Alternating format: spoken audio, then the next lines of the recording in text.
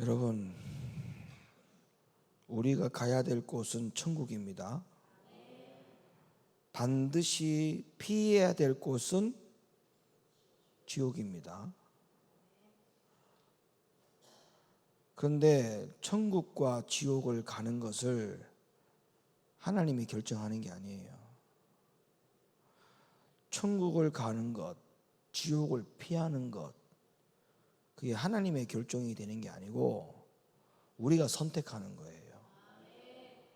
천국도 가는 것이 나의 선택 때문에 가는 거고, 지옥을 가는 것도 나의 선택 때문에 지옥을 가는 거예요. 그러니까 천국을 가든 지옥을 가든 그 모든 책임은 누구에게 있다? 나에게 있어요. 그러니까 지옥 가서 누구를 원망할 수도 없어요. 나의 선택 때문에 그곳까지 간 거예요. 그게 성경이거든요. 성경. 천국을 선택하는 것, 지옥을 선택하는 것, 그 길을 누가 선택했느냐? 하나님께서 선택해 주셔서 그 길을 가게 한 게 아니고 우리가 그 길을 선택해서 결론적으로는 가게 된 것이다. 그래서 결론적인 말씀을 드리자면, 우리는 그냥 가만히 있고 하나님께서 선택해서 하나님이 조종해서 우리는 마치 그 조종하시는 하나님의 조종에 의해서 조종당하여서 로봇처럼 움직여져서 천국을 가고 지옥을 간 것이 결코 아니라는 겁니다. 기회는 하나님이 주는 거예요. 기회는. 그러나 그 기회를 선택하는 것은 몫은 그것까지 하나님의 몫이 아니고 전적으로 나의 몫이다. 그래서 우리가 이것이 성경이다라고 하는 것이 성경의 어떤 말씀에 근거해서 우리가 그런 말씀을 믿을 수 있느냐 하면, 오늘 읽었던 본문의 말씀도 그러하지만 신명기 말씀으로 한번 가볼까요? 신명기 30장 말씀을 열어주세요. 내가 오늘날 천지를 불러서 너희에게 증거를 삼노라. 내가 생명과 사망과 복과 저주를 네 앞에 두었은즉 너와 네 자손이 살기 위하여 생명을 택하고. 보세요. 기회는 하나님이 주셨다. 선택은 내가 하는 것이다. 자, 생명과 사망과 복과 저주를 네 앞에 두었다. 이건 하나님이 주신 거죠. 하나님이 주신 거예요. 기회를 주신 거예요. 생명을 택할래, 사망을 택할래, 복을 택할래, 선택을 택할래. 그 기회를 하나님이 주셨어요. 그런데 기회를 하나님 주셨는데 이 기회에 대해서 선택은 누구 보고 하라? 우리 보고 하라, 나 보고 하라라고 말씀하시면서 너와 네 자손이 살기 위해서 뭐를 택하라고 권면하셨어요? 생명을 택하라고 권면하셨어요. 성경에 보세요. 아담과 하와가 선악을 따먹고 이 세상의 모든 인류의 죄의 원죄의 문제를 하나님이 하신 거예요. 그게? 아니에요. 아담과 하와가 그 선택을 잘못한 거예요. 그래서 성경에 보세요. 즉시 화영금을 두어 생명나무를 못 먹게 막았잖아요. 천사들이. 하나님이 하신 거예요. 그런 일이 벌어질 거라고 하는 거는 하나님이 모르겠어요. 알았는지 모르겠는지 모르겠지만 일단은 선악과를 딱 먹으니까 하나님이 천사를 급파해서 저 생명나무 못 먹게 해라. 선과 악을 알게 하는 나무를 먹지 말라. 그것을 먹는 날에 너희들이 정령 죽으리라 이렇게 얘기했는데, 아니 이 분들이, 이 부부께서 세상에 선과 악을 알게 하는 나무를 실과를 먹어버렸네. 자, 그 상태에서 옆에 있는 생명나무를 먹게 되면 영원한 죄인이 되는 거예요. 영원한 죄인. 영원한 죄인.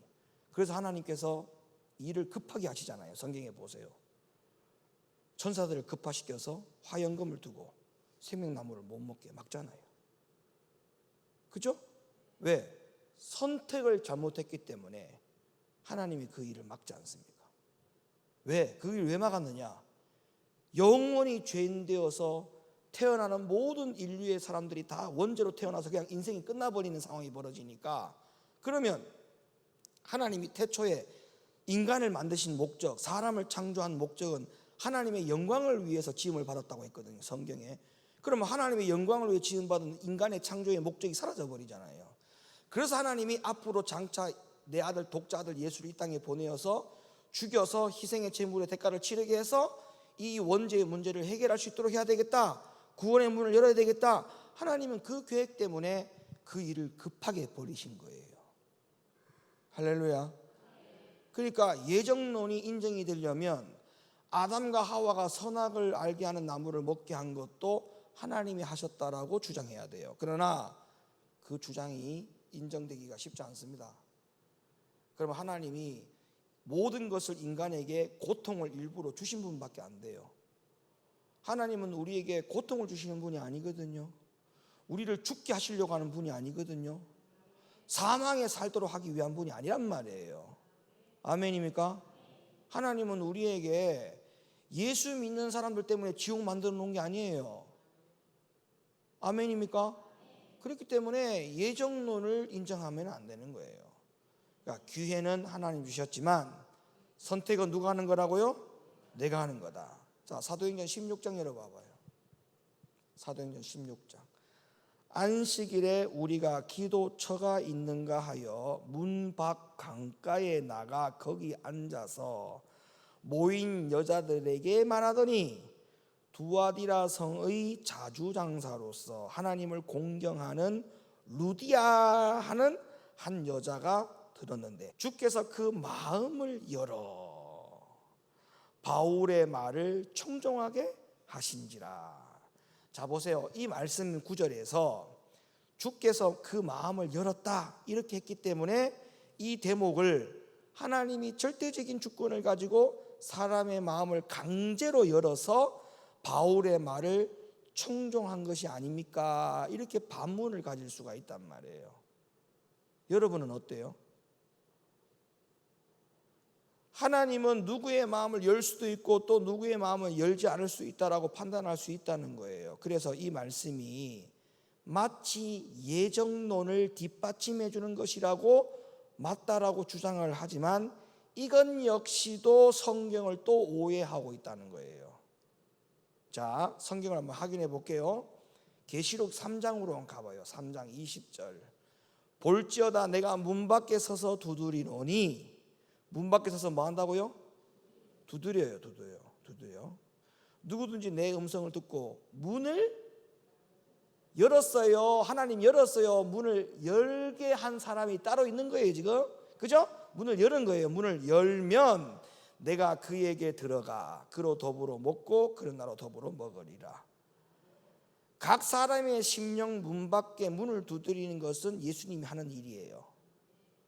그러나 그 예수님의 최선을 다해서 문을 열기 위해서 우리의 심령의 문을 두들겼는데 그 책임까지는 주님이 다 하신 거예요.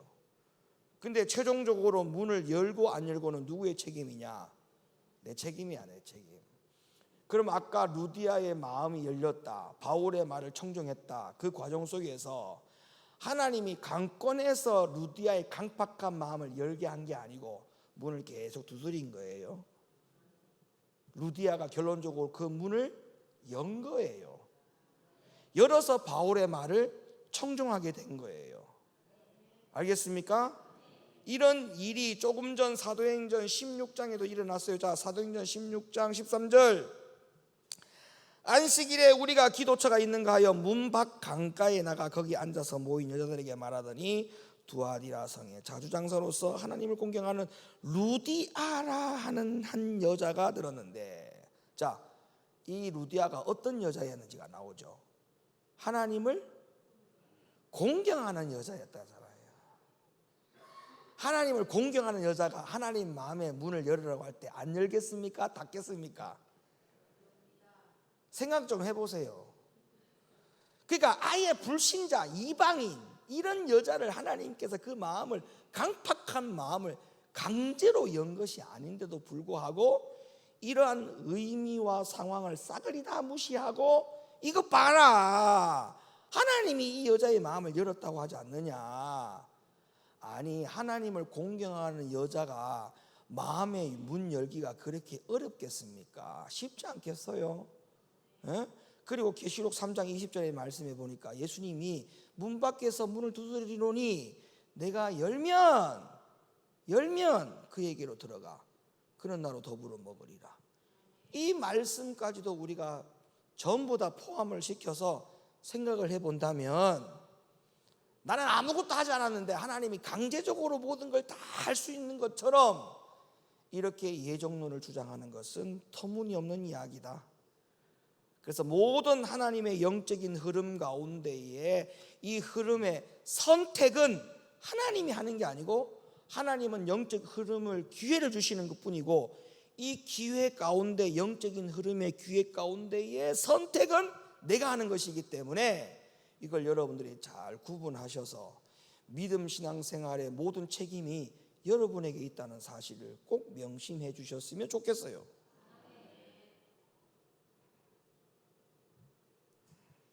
그러니까 심령의 마음의 문을 여는 것까지도 하나님이 한다, 이렇게 생각하면 안 되는 거예요. 출애굽기에 나오는 바로 한번 보세요. 바로 하나님이 기회를 줬음에도 불구하고 그가 마음을 열지 않았잖아요. 모세를 통해서 하나님을 분명히 보여줬어요. 10가지 재앙을 통해서 하나님이 어떤 분인가를 분명히 바로에게 보여줬어요. 그거는 하나님이 바로에게 기회를 준 거예요. 더 이상 고집 피우지 말고, 모세가 믿는 하나님이 전능하신 하나님이니까 믿으라고 하는 것을 하나님이 보여준 거예요. 근데 이 바오로가 그 하나님의 기회를 줬음에도 불구하고 그 완악한 마음을 결국에 열지 못하고 완악한 바울로 남고 그 백성들까지 고통받고 나라가 쑥대밭이 된 이유는 누가 선택을 잘못했기 때문에, 하나님 잘못이 아니에요. 이거는 바로의 잘못이에요. 바로의 잘못. 자, 출애굽기 8장으로 한번 가볼까요? 그러나 바로가 숨을 통할 수 있음을 볼 때에 그 마음을 완강케 하여 그들을 듣지 아니하였으니 여호와의 말씀과 같더라. 32절. 그러나 바로가 이때에도 마음을 완강케 하여.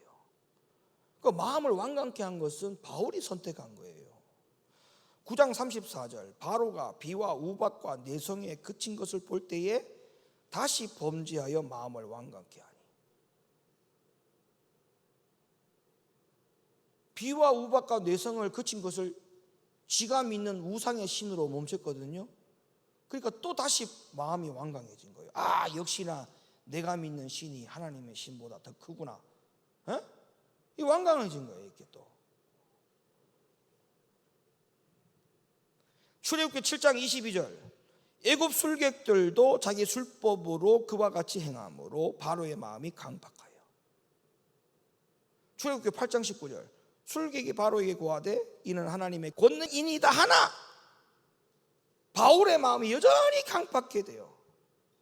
출애굽기 13장 15절. 그때에 바로가 강팍하여. 그러니까 마음을 강팍해 한 것이 하나님이 아니고 그가 그 마음을 강팍해 한 것을 선택한 거예요. 그러니까 하나님의 절대적인 주권을 앞세워서 모든 것이 하나님의 선택에 달려있다, 이렇게 우리가 생각에 매몰되어서 신앙생활을 한다면 어떤 문제가 생기느냐?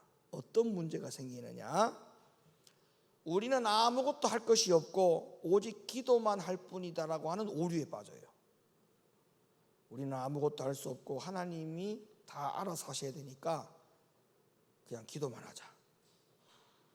근데 전체적인 신앙의 노선이 우리는 연약하여 우리의 힘으로는 불가능하니 전능하신 하나님이 도와주셔야만이 가능하다라고 하는 이 전제는, 우리가 철저하게 하나님의 권능을, 주권을 인정하고 우리가 겸손해지는 위치에서 그런 고백은 할렐루야입니다. 그런데 예정론에 빠져서 우리는 아무것도 해도 할 수 없고 모든 것이 처음부터 마지막까지 하나님이 하는 것이기 때문에 우리는 안 해도 된다, 예정론에 입각해서 이 생각을 가지고 말하는 것과는 하늘과 땅 차이예요. 하늘과 땅 차이. 제가 무슨 말씀 드리는지 아시겠죠? 또 하나는 우리의 인생의 운명을 가르는 모든 선택은 내가 기도만 하면 하나님이 다 이루실 것이기 때문에 모든 것이 다 하나님의 손에 달려있다. 그렇게 생각하는 그 순간 우리는 아무것도 선택할 수 있는 것이 없기 때문에 이 땅에서 사는 동안에 의와 공평의 기준으로 반드시 살아야만 한다는 중요성까지도 깨닫지 못하고 살아가게 돼요. 그러니까 그때그때마다 하나님께서 나에게 지혜를 주셔서 그 지혜를 가지고 어떤 선택을 하느냐가 매우 중요합니다. 매우 중요해요. 그러니까 무조건 믿음으로 밀어붙이지 말고 그때그때 믿음을 기반으로 해서 성령께서 주시는 지혜를 가지고 옳고 그름을 잘 판단하고 분간해서 선택해 갈 수 있는 그런 하나님의 사람들이 되셔야 돼요. 아시겠죠? 네, 이거 굉장히 중요해요. 굉장히 중요해요. 그래서 계속 거듭해서 말씀드립니다만은 하나님은 우리에게 기회를 주시고 선택은 누가 하는 거라고요? 내가 하는 거다. 그래서 하나님이 우리에게 기회를 주실 때 그 기회를 잘 선택하는 것이 너무나 중요하다는 숙제가 남게 되죠. 맞죠? 기회를 줄 때 선택을 잘해야 되는 이게 굉장히 중요한 게 됐어요. 그러니까 여러분들이 믿음도 좋지만 지혜도 필요한 거예요. 네. 믿음도 필요하지만 뭐가 필요하다고? 지혜. 그런데 이제 여기서 제일 중요한 거, 자, 지혜를 통해서 뭔가를 선택해야 되는 이런 중요한 숙제가 남아 있는데 지혜를 통해서 무엇을 선택하는 나의 몫을 어떻게 감당해야 되느냐 하면 제일 중요한 게 있어요. 그 지혜의 기초, 그리고 무엇을 선택하는 그 기초에는 반드시 의와 공평이 깔려 있어야 됩니다. 자, 지혜도 있고 선택도 할 수 있는 위치에 있는데 만약에 지혜를 가지고 무엇을 선택해야 될 내가 의와 공평을 기초로 하지 않고